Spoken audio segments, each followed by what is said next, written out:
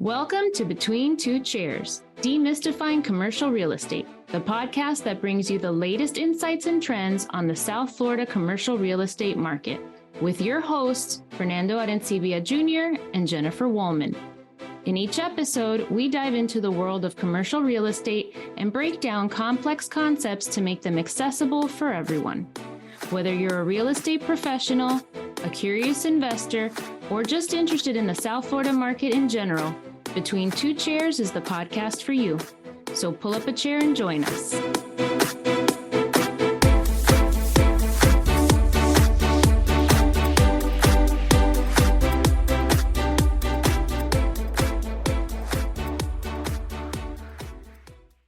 Well, welcome everybody to another episode of Between Two Chairs, Demystifying Commercial Real Estate. Thank you all for being with us today. My name is Fernando Arencibia, and as always, I have the honor and privilege of sharing the mic with the wonderful Jennifer Woolman. That's your cue to say something, Jennifer, right? I was going to say, wow, that sounded kind of low energy for Fernando. Really? I was being soothful. I know, I was you're trying to be calming. introducing. I don't know if that's really our style, though. For a second, I thought, did I mispronounce her name? Did I did I mention another? Was there another Jennifer all of a sudden? Yeah. No, I was like, well, how do I come in after that? I guess I put on my midnight radio voice. There you go. So Jennifer, what are we going to talk about today? So we're here in Miami-Dade County, and in 2 weeks, well, less than 2 weeks, actually, on the 17th, most kids go back to school. So it's the end of our summer. I know a lot of people, it's Labor Day, but for us, it's back to school, even though I don't have kids in school anymore. But kids are going back to school, going back to college, starting new jobs. It's when a lot of people move, is over the summer when they're starting new jobs. So we decided that it's kind of a first. So we decided that we were going to talk about our firsts, because you always remember your first. That's right. And we're not going down that road. We're talking about our first month in real estate, our first year, our first deals, our first whatever else comes to mind. But This is going to be a podcast all about firsts. So do you remember, this might be hard for me because my memory is, So do you remember your first month in real estate? So I remember my transition into brokerage. It was coming from the mortgage industry. And so I was doing mortgages. I was a licensed, mortgage broker in the state of Florida, working here in Miami-Dade County. And we hit the financial crisis, right, in 2006, 7, 8. Right around that time, I was been encouraged by other people. Why don't you just get your real estate license, go into the brokerage side of the business, look into the transactional side. Of course, everything was kind of imploding, all around us. I remember that in the mortgage industry at that time, there was a website called, Mortgage Implosion. And you would go, and every day you would see these companies that have been around for a long time and that were, major players in the industry that were, basically closing down. I remember walking into an office building to the title company with my client, and the program manager for one of these mortgage companies was waiting for us in the lobby. Me being the optimist that I am, I thought, oh, this is wonderful. You came to to be a part of the closing. Wait, you call yourself an optimist, but you were reading Mortgage Implosion. That sounds a little oxymoronic. Well, I will tell. I went to that website after this event because the reason why she was there was to let us know that we couldn't close because the mortgage company had closed down and they were not funding the loans, even though we had a clear to close and we were ready to go. And so then we went into panic mode, found another vendor that would provide the mortgage. We were corresponding lenders, and so we were able to close that deal. But that's when it became so real for us that, this is a serious issue. And so, when I got my license and I started working, and I had a friend who had recommended me to a broker from RE/MAX, and a RE/MAX office in Miami Lakes. And, shout out to Eddie Rodriguez in Miami Lakes. That's where I got my start. And I learned, so much from him. But I remember that first month there's that combination of excitement in that you're starting something new. I do remember it being somewhat overwhelming, just the transitioning to this other side of the business, making sure that my clients came with me, seeing how I can, expand my services, and really learning new procedures, new structures. I didn't understand the whole thing about the association, and no, you have to be a member of the association to get access to the MLS and all this stuff. So I remember that first month was really about setting up all this stuff, ordering your business card. So we talked about this as we're building our business, that oftentimes in the early stages, you feel like you're drinking out of a water hose. And that's what I remember the most.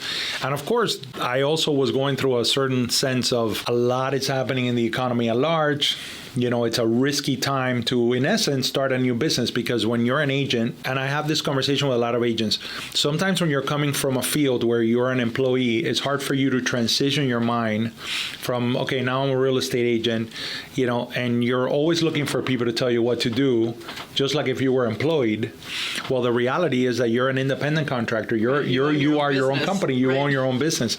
And so it takes a little bit of time to transition to that. I feel very happy that I made that transition in RE/MAX, because the mentality of RE/MAX is we want full-time agents that are focused on their business, and we are your business partner. And so, in that way, it at least gave me the right mindset and the right approach. But that first month was, just a lot of adjusting and a lot of potential. So I think it's interesting the time that you decided to switch, because I think I switched like maybe a year or two before that, because I remember being in the middle of the Great Recession. But something that you pointed out that immediately stuck a chord was, that negative headline, the mortgage, what was it? Apocalypse. Yeah, a mortgage. Apocalypse. Yeah, so I was going to say, stay away from, I just feel like when everything's going horrible and the economy is tanking, or whatever words are being used out there, that's a time when you really need to be careful and you need to dig deep. I know a lot of people, Blanca Real Estate started her amazing company, in the office sector during that same time. So, we're starting our company now in commercial real estate at a time when commercial real estate has, transactions have decreased by about 50% in most places because of the credit crunch. So I think that it's good to know what the news is saying to an extent, and then it's time to back off, because in reality, what you do in your everyday life is what's going to have the most effect, not what's happening out in the overall world universe or the United States or even Florida. It's what's happening. And so that's what you need to know. And then every negative creates opportunity, right? So you might have had to shift, from mortgage to sales, and people are like, oh, but nobody was buying. Well, that's not true. Investors came in. There was a time where people were waiting for the bottom. And oh my gosh. What I remember is during that time, look, there was just a sense of anxiety overall in our entire country and our nation. I think worldwide, the economy ramifications of everything that had transpired years before. But I do remember, and I recall clearly reading that letter, that open letter that Berkshire Hathaway's, CEO, the Oracle of Omaha, published. Yeah, Warren Buffett. Warren Buffett, and, where he says, this is the time to invest. You invest when everybody is afraid, and when everybody is incredibly optimistic, that's the time to be cautious. And, obviously, I didn't have a lot of capital to invest, but I knew I could invest my time and resources. And so, in that way, I understood that there is a risk. And listen, I go back to those days and I remember having a conversation with people. You had the opportunity to buy Ford stock at $1.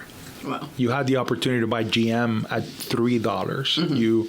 You could have bought General Electric for like $11. And then you start going down. You're like, I can totally see where there's incredible opportunity when everybody is afraid. So you got to be. You have to be contrarian, because most people, including me, I sold a bunch of stock because I called I had just started working with another company.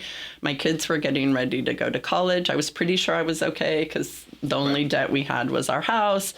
But, I had all of this stuff going on, and she's like, oh no, you've lost a lot, but you still have principal.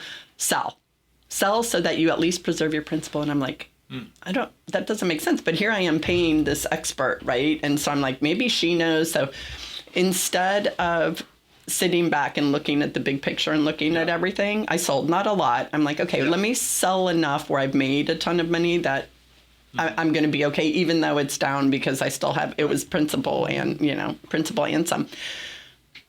But in hindsight, I never should have listened to her. One, she was in full panic mode, which obviously I fired them right away. But so she was in full panic mode, and I ended up buying, but I sold on the lowest stock price of the year. So talk about timing the market. Right. I did time the market, total opposite side. But then we did start investing because it was so low that even if it went down more, we knew that eventually it was going to go up once the mess got cleaned up. And it did. It took a long time for the mess to get cleaned up. I mean, down here, our prices didn't really rebound until 2017, 2016. So it took a good 10 years for prices to get back to where they were before they totally tanked. So what was your first month in real estate like? So my first month was strange because I had my own company with a girlfriend of mine, and we did environmental consulting for oil firms.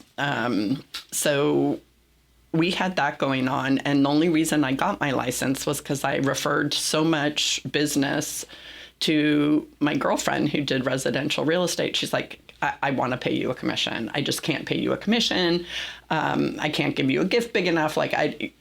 To do this right, we need you to get your license. I'm like, okay, yeah. So I got my license, and then I was trying to figure out what I wanted to do with the license. So I just hung it for a referral. And then all of the issues in South America started happening. Most of our clients were in Venezuela and Ecuador.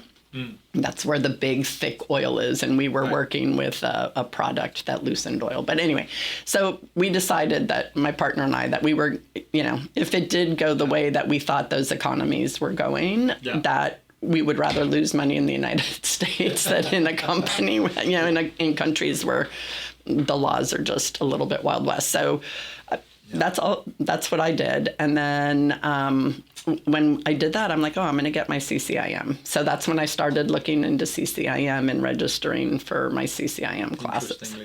So technically you made your first money in real estate, in the transactional side, getting a referral before you closed your first deal, basically. Correct. Well, I don't even know if I ever got a referral because that was around the time, I want to say it was 2 or 3 years before the crash, and it was just frothy. I mean, you would drive by any development anywhere or condo conversions, and there was a line.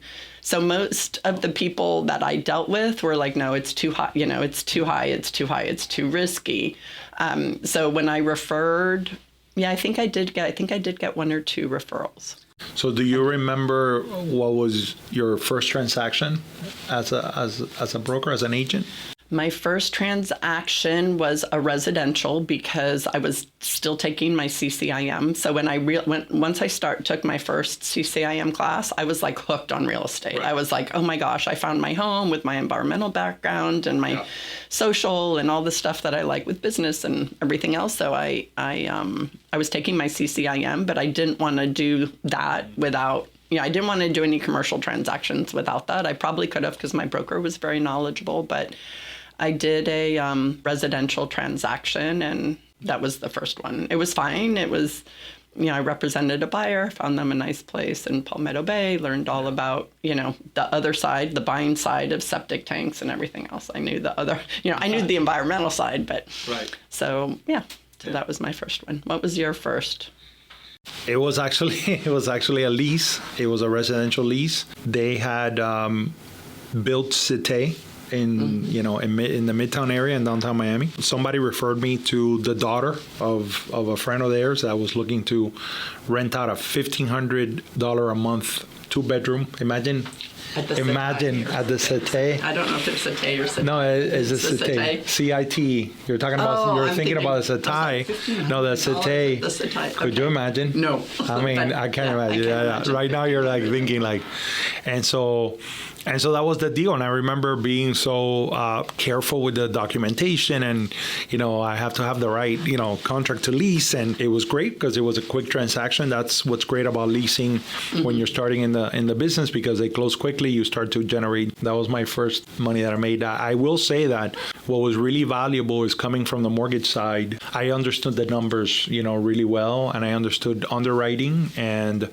the outfit that I was in the mortgage side, we would do desktop underwriting approvals ourselves, and we would be able to input a lot of that information. So I understood that side. So in a lot of ways, even though everything was new to a degree, I had already been in the industry, Right. You've been on the back end, so you've seen that other side, and I really think that a lot of people don't understand that you do have a lot of pressure on your shoulders when you're a corresponding lender and you're dealing with getting approvals. There's just a lot that goes in the back end.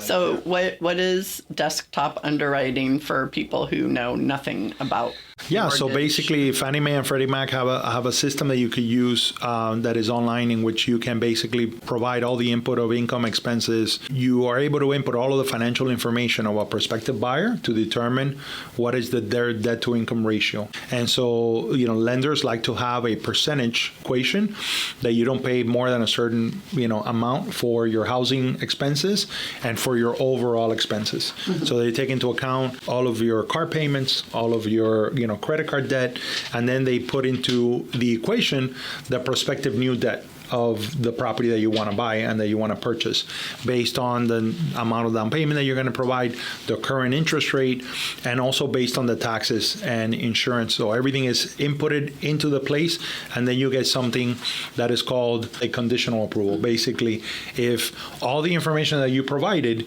can be verified and is verifiable, then we conditionally approve this loan. That's what desktop underwriting is, and that's really the first step. And in a lot of ways, when you're buying, and I know this is a commercial real estate podcast, but just to give you a sense, a lot of people, when they go and buy a property, they go and get a pre-approval letter, right? And a pre-approval letter is just basically an understanding that is, factored in by the loan officer, and they'll just give you a letter, say, yes, we feel that you're going to qualify for these things.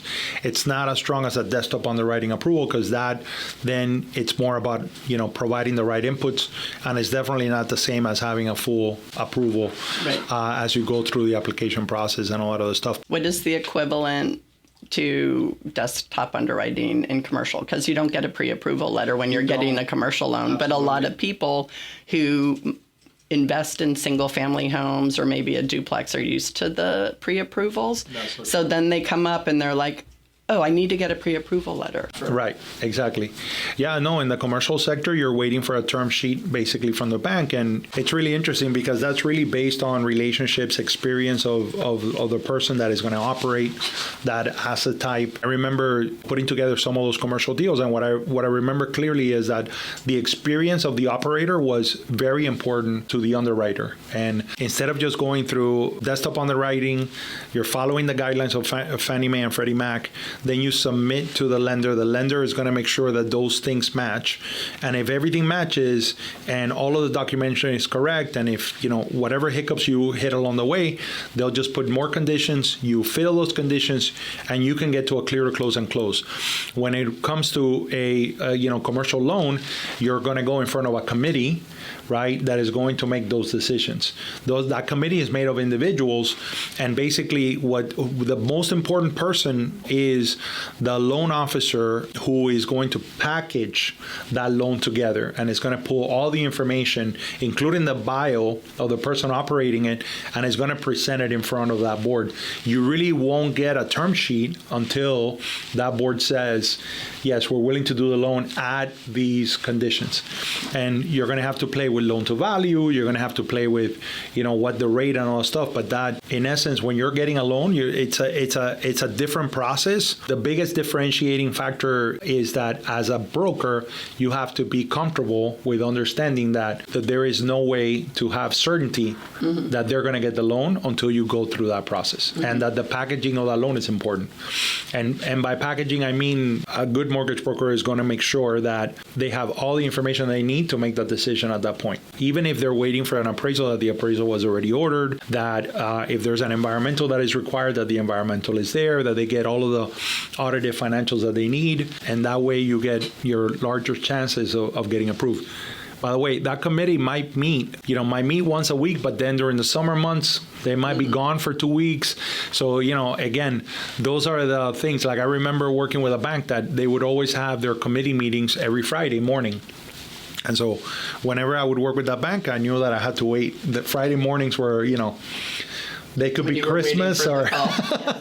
You were either going to have a great party weekend or you were going to have very depressing. They might come back with more questions and more things that they need to evaluate. And then now you got to wait another week to do that. So do you remember what was your first commercial deal? I do, and I've mentioned it before. That was the medical office where the doctors were creating a Band-Aid. And it's funny because it was a Band-Aid for the inside of the eye, like to cover the pupil. But the one that I want to talk about, because it's one that's near and dear to me, was my first retail deal. Yeah. And that was the leasing of Bougainvillea's Sunset Tavern in South Miami. And when I leased that, I can't even remember what it was before, but it wasn't a bar. But it was for this woman that I met, and she was so much fun. She was a medical doctor, but she was like, being a doctor is so serious, and it's kind of dry, and sometimes it's very depressing. So I want something that's fun. So I want a beauty parlor that's tied into a bar. What do you think of that idea? And I'm like, the thought of having hair in my drink really grosses me. I said, I love the bar idea. I love having drinks and making it more fun. So we were looking for spaces like that. And I'm like, the zoning can be tricky because if you're serving, like you can't, how do you sell alcohol in a beauty salon? So we were looking into that and trying to figure out how that would work. But in the meantime, we were looking for businesses for sale that were beauty parlors or spaces for lease that were beauty parlors. And I had just always loved the Bougainvillea building. And I'm like, why don't we go take a look at this? And we took a look, and she's like, okay, just a bar. And so she did that lease. Oh my gosh, that was back in, wow. I don't even know how long that is. And super successful. It did extremely well. She ends up getting an unsolicited offer to buy the business, So she sells the business, and it's still going strong, and I still love that little place. Yeah. So that was my first. It was a lease. It was a long-term lease. Yeah. That was my first commercial, my retail deal. That is awesome. How about yours? I love it. I'm trying to generate business. I'm trying to see where is my path of growth, in real estate in general. I go online. I'm a graduate of FIU, proud graduate of FIU. My degree is in education. But I start looking at what does FIU offer in real estate, and they have something called the Real Estate Alumni Affinity Council, and it's open for any alumni who is interested in real estate. And so at the time, FIU was running their master's program from the second floor of the Macy's building, the old Burdines building in downtown Miami. And they say, I'm looking on a Monday, and they say, well, we have a meeting on Thursday at, 7 p.m. at night or 6 p.m. I think it was at 6 p.m. And in my mind, I'm thinking, man, I got to drive to downtown in the middle of this time. But, let me go and check it out. And, of course, I'm walking into Macy's, I'm like, how the hell is, and I'm asking people like, do you know how to get to 2100, suite 2100? No, go to the back, go to the elevator, and then you go to the second floor. It's all these office and all these really nice classrooms that they had, developed. And I walked in there with a bunch of FIU alumni that were, in the real estate industry. The person leading the meeting was from ComReal, and I met a few people that were there, and then I met a couple that were really purely all commercial commercial. And so I decided to invite one of them to lunch and just say, can you give me a little sense of what commercial is like? And we started at their offices it just so happens to be in Little Havana. We walked to downtown Miami, crossed the bridge, walked to downtown Miami, went to have, coffee and lunch. In that entire walk, I was just mesmerized by the whole dynamic of, real estate. He asked a lot of questions, and, we had a really interesting back and forth. And we stay in touch. A couple months come by and says, look, I have an investor who's looking for to implement a strategy. Would you like to come down and hear us out? They tell me what kind of products they want to build in La Habana and all that stuff. So I get out. I'm kind of excited by this whole dynamic. And I call my buddy Ed Martinez, who was working with me in Remax. And Ed, like me, we are kindred nerds, right? So, we were always thinking about how to grow the business. We were always thinking about the data side, the connectivity side, all that other stuff. And Ed is the kind of person that, I want to go in the morning and know that I have to make 25 phone calls. He's not as a networker as I am. I like the networking side. I like that deepening side and all that stuff. And so him and I both came up with the idea of, hey, why don't we create a campaign to really reach out to the owners directly? And we were able to get a property under contract. And in the middle of the deal, we ran into a hitch with the lender. And the lender is unable to do the loan. And now we have to switch lenders in the middle of the transaction. So what made the first lender, one, think he could do it to begin with? And then what killed it? Yeah.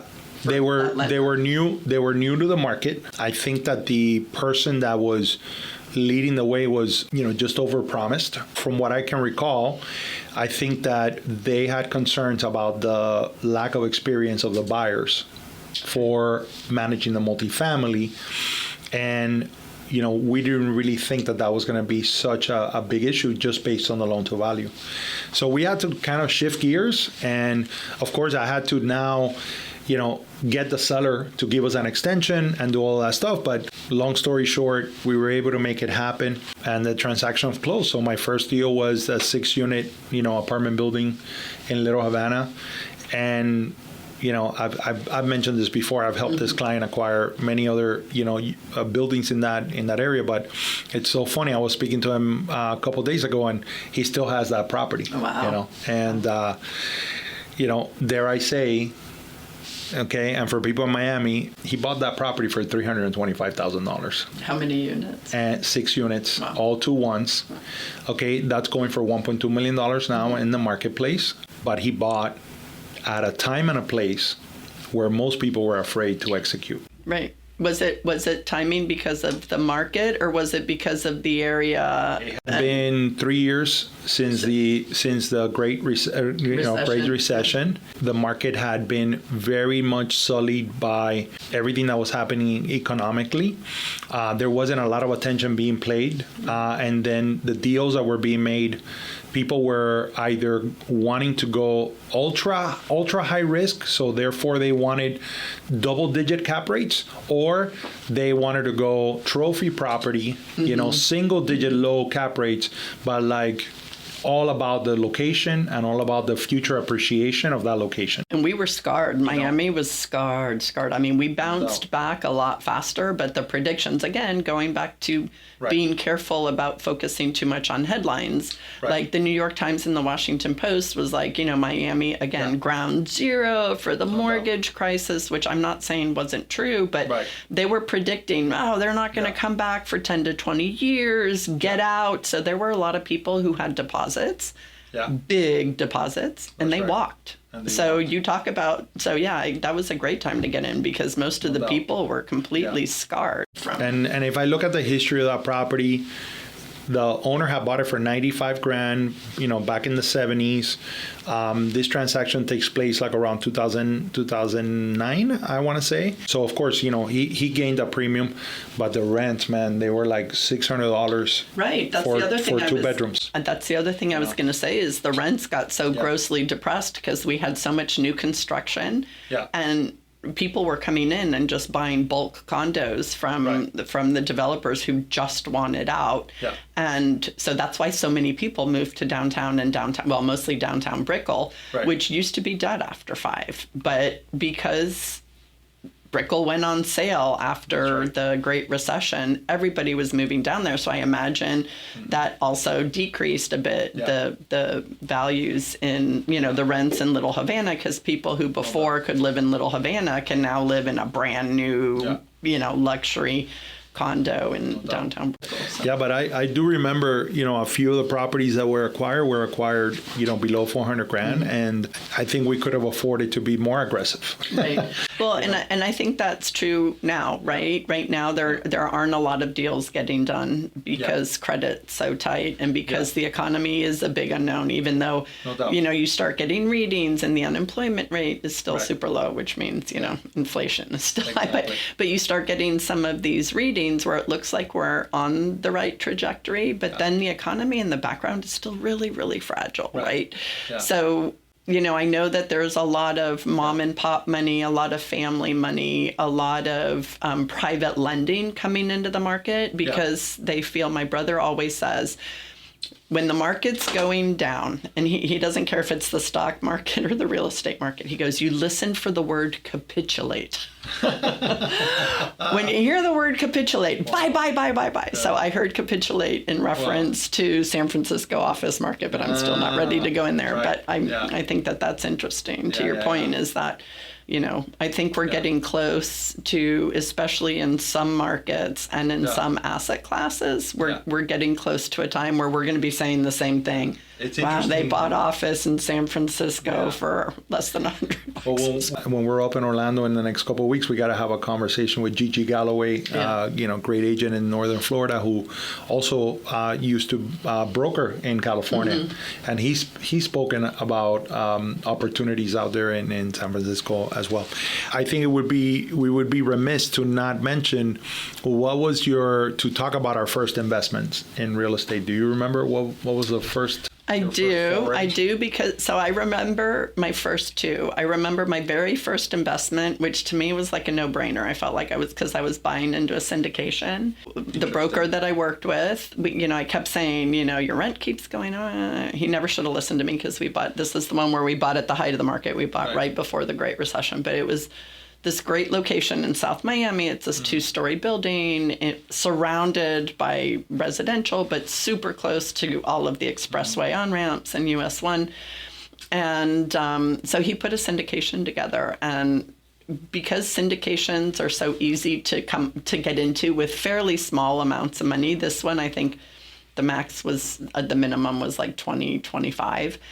So it was kind of a no-brainer. It's like, okay, we have this money, it's sitting aside, let me get into it. So that was my first real estate deal. My first one that I did on my own is the one that got away. Fear got in the way, and I had this issue. And to anybody out there getting ready to invest, that is going to be what kills you. What stops you from investing, what prevents you from getting in the real estate market is going to be your fear. You're going to start thinking about all the what ifs. What if the mortgage company, doesn't close and I lose my deposit? What if the rents aren't what I thought they were going to be? What if the current economy goes down further? You get all these what ifs in your head. So my first one, it was a single family home. It was in a great area in Coral Gables, close to Calle Ocho. Adorable home. We get it under contract because we were just coming out of the recession. So I'm like, you know what? I sold my stock low. I'm going to buy real estate low.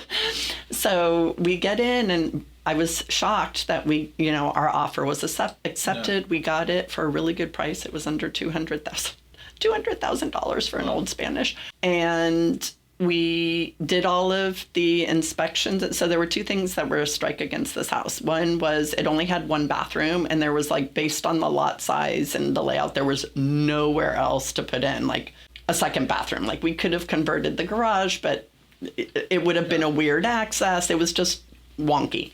But I'm like, so what? So you have a 3-bedroom, 1 bath. A lot of people have 2 bedrooms, 1 bath. Yeah. So, and there's such a market for it, right? UM professors, UM students. I mean, anybody working in downtown, because again, access, we were super close to Calle Ocho and to downtown Coral Gables.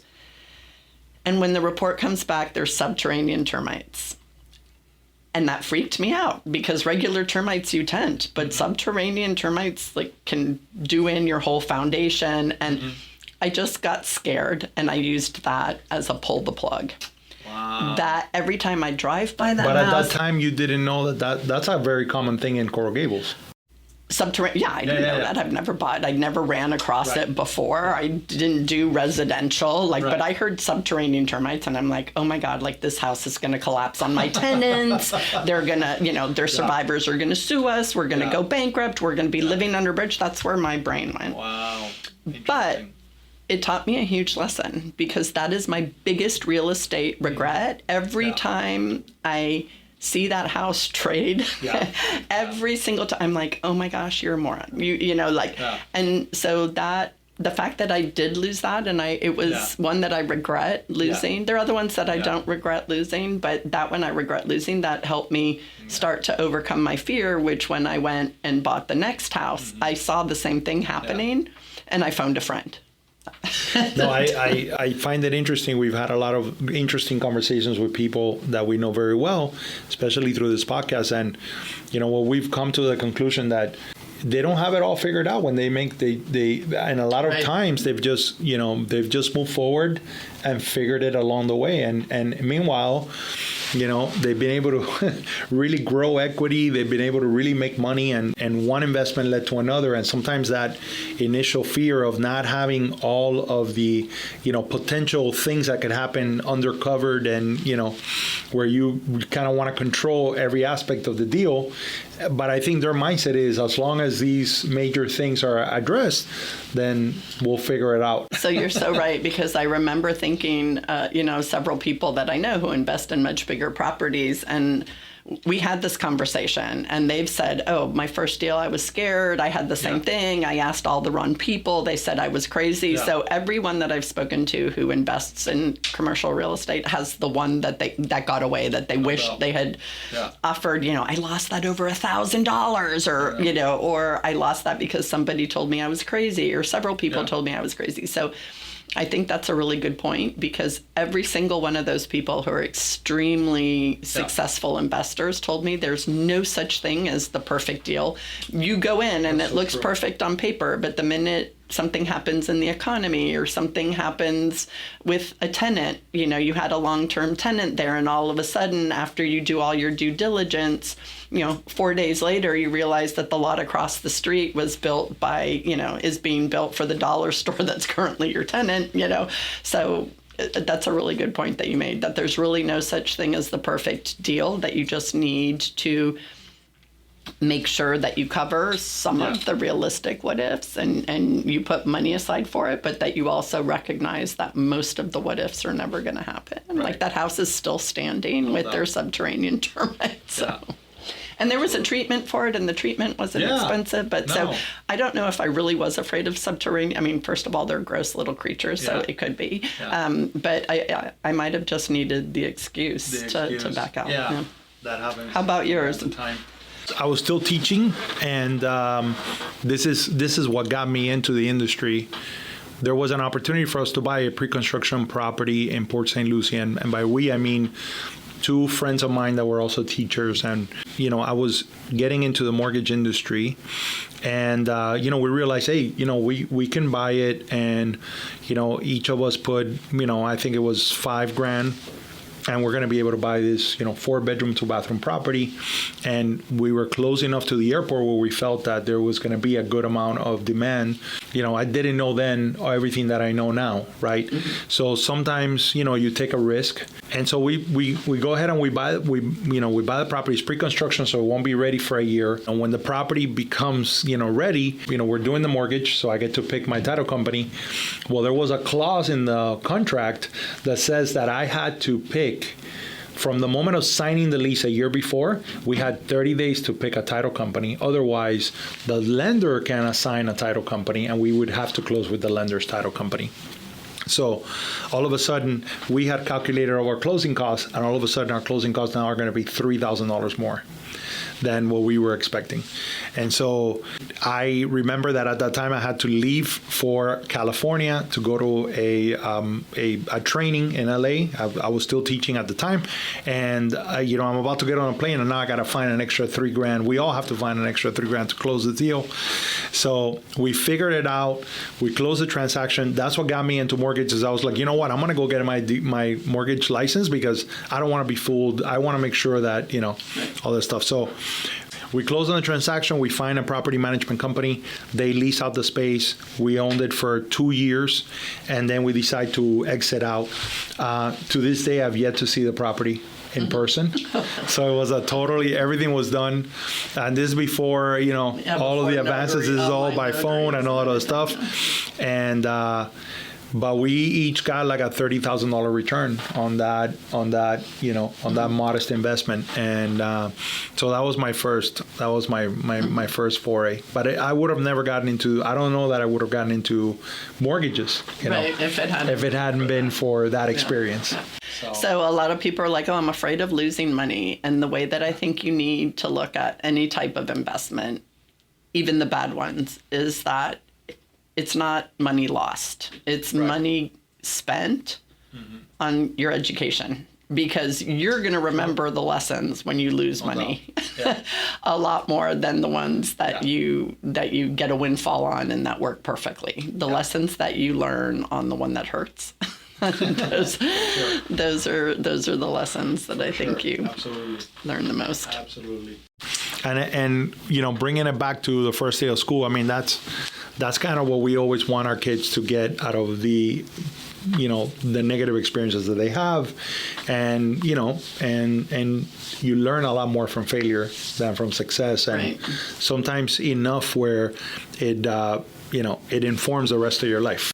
Right. And everything that you do for the first time, right, is both. You said, I remember how optimistic we were and how happy and everything else. Well, yes, but that's also mixed with scary. How scary? Am I going to have classes with the same friends? Am I going to like my teachers? If you're going to a new school, what's it going to be like? So it's kind of that yin and yang between, panic and euphoria, I think, with real estate investing is, as long as you really do a good job with your due diligence and you have the right people with you helping you analyze the deal, your land use attorneys, your lenders, your whatever you need, your CPA, your tax advisor, everybody involved, then I think you're... Now, one last thing, Jennifer, do you remember, because I often think about this, do you remember your first year in real estate being,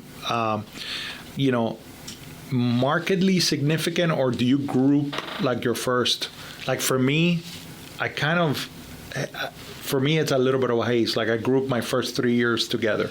No, because my first year, once I realized that I was going to be doing real estate instead of just getting the referrals, I bought everything, right? So like I bought Top Producer, I bought everything that was thrown at me, you need this for this, you need this for this, you need, it's a little bit overwhelming. And I never really sat down and analyzed. I just believed, Top Producer is telling me, do you use Top Producer? Do you use Top Producer? I never used, I paid a fortune for Top Producer and I never used it because when I got in, it just wasn't my product. But so that's what I remember my first year was like, I felt like I needed all of this stuff to help me implement systems because I didn't know which systems to implement. And even though you go to the MLS training and our association has amazing classes for your first year in real estate, your first 6 months in real estate and everything else. So I remember my first year spending a lot of money. And then at the end of the year going, okay, I spent a lot of money. I've done 3 deals. The investment that I made isn't worth it. Stop spending, regroup. Where did you get these 3 deals that you did do from? Not one of them was from Top Producer or because I used Top Producer or anything like that. So my first year was just, I went on a spending spree thinking, I did all of my CCM classes my first year. And then I read the fine print that in order to get the PIN and the certificate, you need to have a huge portfolio of commercial deals. And I had 1 residential deal and I think 1 or 2 commercial leases, and that was it. So I'm like, I think I'm a little ways off from that. So if it's your first year, it's super exciting. So I would tell people, your first year is a time for really planning and laying the foundation. And yes, if you need to make money, you definitely need to be working in the market and partnering with people who can help you.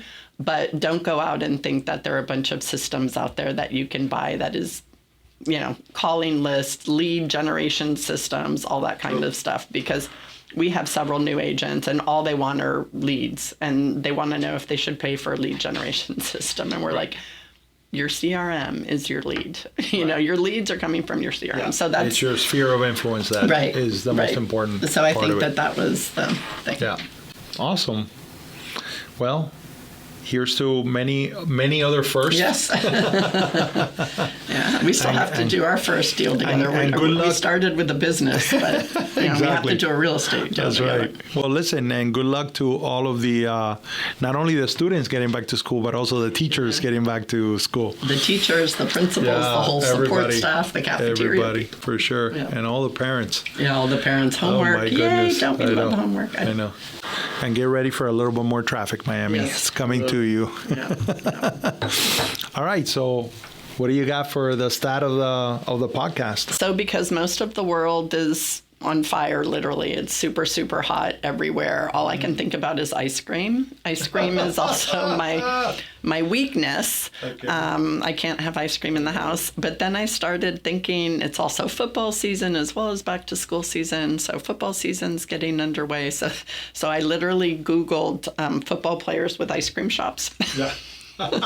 And I came up with Alec Jaffe. He was a running back with the USC Trojans, and he is the founder and CEO of Alex's Ice Cream in Petaluma, California, which is close to where I'm from. Santa Rosa is where we lived. But I thought this was super interesting because ice cream industry is a huge business. It's as of 2022, the U.S. ice cream industry is worth $9.9 billion. Wow. So it's big business, but most of the people are small business owners. So I have a list. Florida's number 5 in all of the states in terms of the most ice cream loving states. So Florida's number 5. California was number 1. So it makes sense that I'm a wow. But so anyway, so there are lots of moms and pops involved in the ice cream business. I'm going to attach Miami New Times top 10 Miami spots. I'll put that in the show notes. But my favorite is Albion Ramza, which is a ice cream that infuses their ice cream with liquor. And when I was writing, when I was researching this, I'm like, it's weird because my favorite ice cream there is Highland Truffle or the strawberry sorbet. I can't stand chocolate ice cream, and I don't like strawberry sorbet. Like, I never order that anywhere.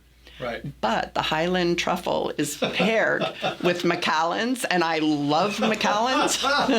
And the strawberry sorbet is made with Veuve Clicquot champagne, and I love Veuve Clicquot champagne. So I don't know if you're making me hungry or thirsty, but Albion Ramza will take care of both. So first of all, do you have a favorite ice cream spot, local ice cream spot?